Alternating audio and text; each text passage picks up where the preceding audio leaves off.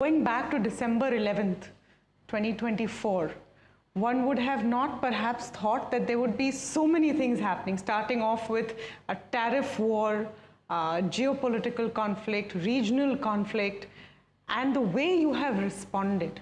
I think many who watch financial markets, especially equity markets, felt that the Reserve Bank rose to the occasion. How do you look at this period? You're absolutely right.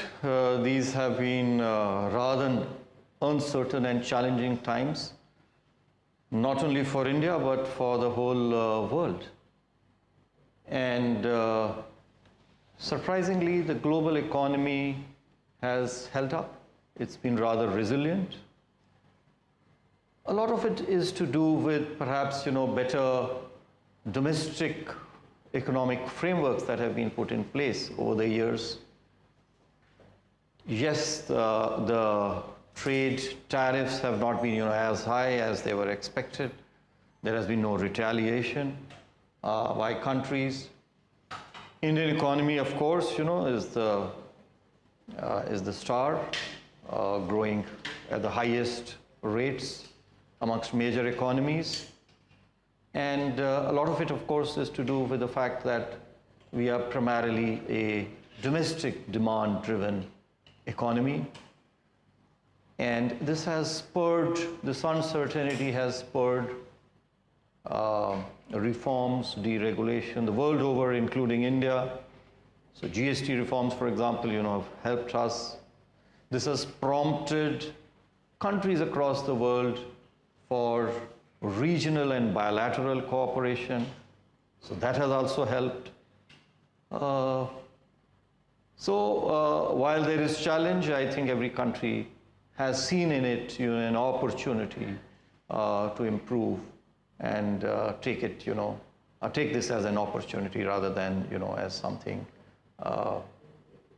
which more as an opportunity, let me put it like that. Sir, as an opportunity and also as a challenge, from your perspective, and you've described how the government of India at the center has come out with these reforms, etc. If we look back at your actions, 125 basis points in rate cuts coming in, the message to the market that the Reserve Bank of India is going to be growth-oriented, deregulation of many old archaic laws, making it easier to do business for banks, giving out licenses which were stuck since decades. What has been the overall thought, if you had to distill your vision and your outlook to running India's Reserve Bank? Two things come to mind. One is the fact that, in these very uncertain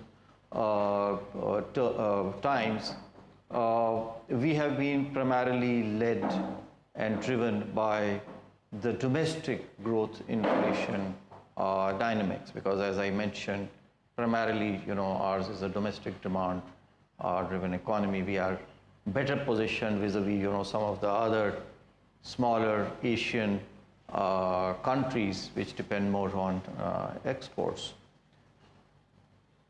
Secondly, I think because inflation has been rather benign, so that's why, we were able to cut rates by 125 basis points.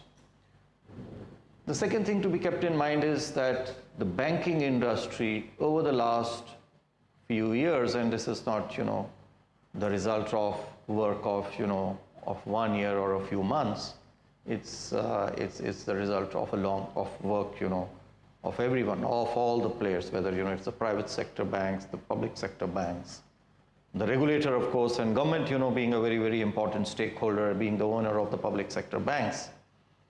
The strength that you see today in the banking sector is a result of that.